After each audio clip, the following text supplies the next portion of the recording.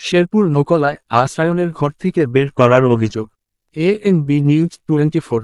শেরপুর প্রতিনিধির পাঠানো তথ্য ও ছবিতে বিস্তারিত প্রতিবেদন। শেরপুরের নকলায় আশ্রয়ন প্রকল্পের ঘর থেকে হিন্দু পরিবারকে জোরপূর্বক বের করে দেওয়ার অভিযোগ উঠেছে। গোপাল চন্দ্র বিশ্বাস নামের এক ব্যক্তিকে বের করে দিয়ে অন্য একটি মুসলিম পরিবারকে উঠিয়ে দেওয়া হয়েছে বলে হিন্দু পরিবারের অভিযোগ। পরিবারটি খোলা আকাশের নিচে বসবাস করছে। ঘটনাটি ঘটেছে 2রা এপ্রিল বুধবার সকালে উপজেলার 2 নং নকলা ইউনিয়নের উত্তর নকলা এলাকার ডাকাতিয়াকান্দা আশ্রয়ন প্রকল্পে। সরেজমিনে গিয়ে দেখা গেছে, শিশু ও বৃদ্ধসহ ভুক্তভোগী পরিবারের 4 জন এলাকার এক বাড়ির আঙ্গিনায় খোলা আকাশের নিচে বসবাস করছেন। তাদের সাথে কথা বলতে গেলে তারা সবাই কান্নায় ভেঙে পড়েন। তারা কাঁপা কাঁপা কণ্ঠে বলেন, আমরা কাউকে কিছু বলতে পারি না। কিছু বললে যদি পরিবারের আয়ের একমাত্র লোকের কিছু হয়ে যায়, তখন না খেয়ে থাকতে হবে।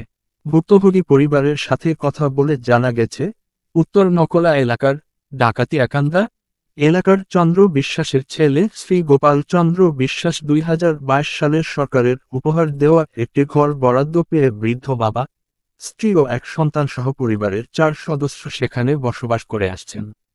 হঠাৎ বুধবার সকালে ইউনিয়ন বিএনপি নেতা জোরপূর্বক শ্রী গোপাল চন্দ্র বিশ্বাসের পরিবারকে তার ঘর থেকে বের করে দেয়। নাম প্রকাশে অনিচ্ছুক আশ্রয়ন প্রকল্পে বসবাসকারী একজন জানান, উপজেলা যুবদলের যুগ্ম আহ্বায়ক মুরাদুজ্জামান মাসুমের নির্দেশে গোপাল চন্দ্র বিশ্বাসের পরিবারকে ইউনিয়ন বিএনপি নেতা কোনাবাদশা বের করে দিয়েছে। ওই পরিবার তাদেরকে বের করে দেওয়ার বিষয়ে জানতে চাইলে ভুক্তভোগী পরিবারের লোকজনকে জানানো হয়, উপজেলা নির্বাহীর কর্মকর্তা দীপজন মিত্রকে জানিয়েই সরকারের উপহারের ঘর থেকে বের করা হয়েছে। 2 নং নকলা ইউনিয়ন পরিষদের চেয়ারম্যান উমর ফারুক বলেন, বিষয়টি শুনেছি। গৃহহীন ওই পরিবারকে আমি নিজে সরকারের উপহারের ঘরের ব্যবস্থা করে দিয়েছে। অফিস খোলা হলে উপজেলা নির্বাহীর কর্মকর্তা সহ সংশ্লিষ্টদের সাথে কথা বলে প্রয়োজনীয় ব্যবস্থা নেওয়া হবে। এ বিষয়ে উপজেলা নির্বাহীর কর্মকর্তা দীপজন মিত্র বলেন, ভুক্তভোগী পরিবারের পক্ষ থেকে এখন পর্যন্ত কোন অভিযোগ পাইনি। তবে কিছু ভিডিও দেখেছি, তাতে খুব খারাপ লাগতেছে। দ্রুত সময়ের মধ্যে সরেজমিনে পরিদর্শন করে যাচাই বাছাই করে ঘরের প্রকৃত মালিককে ঘর বুঝিয়ে দেওয়া হবে। এছাড়া ভিডিওতে শুনতে পেলাম আমার নাম ভাঙানো হয়েছে, যা সম্পূর্ণ মিথ্যা বানোয়াট। আমি এই বিষয়ে কিছুই জানি না।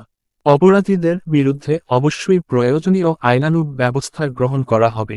ভুক্তভোগী পরিবারের লোকজনকে তাদের ঘর প্রাপ্তির বিস্তারিত উল্লেখপূর্বক একটি লিখিত অভিযোগ জমা করার আহ্বান জানিয়েছেন। ANB news 24, Nakla Sherpur.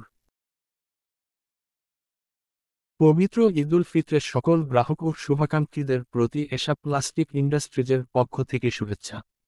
এশা প্লাস্টিকের পণ্য সামগ্রী আরও উন্নত ও রুচিশীল। আজই সংগ্রহ করুন ডেকোরেটর, চেয়ার, রেক, মগ সহ যে কোন আসবাবপত্র। এশা প্লাস্টিক ইন্ডাস্ট্রিজ, ঢাকা, বাংলাদেশ।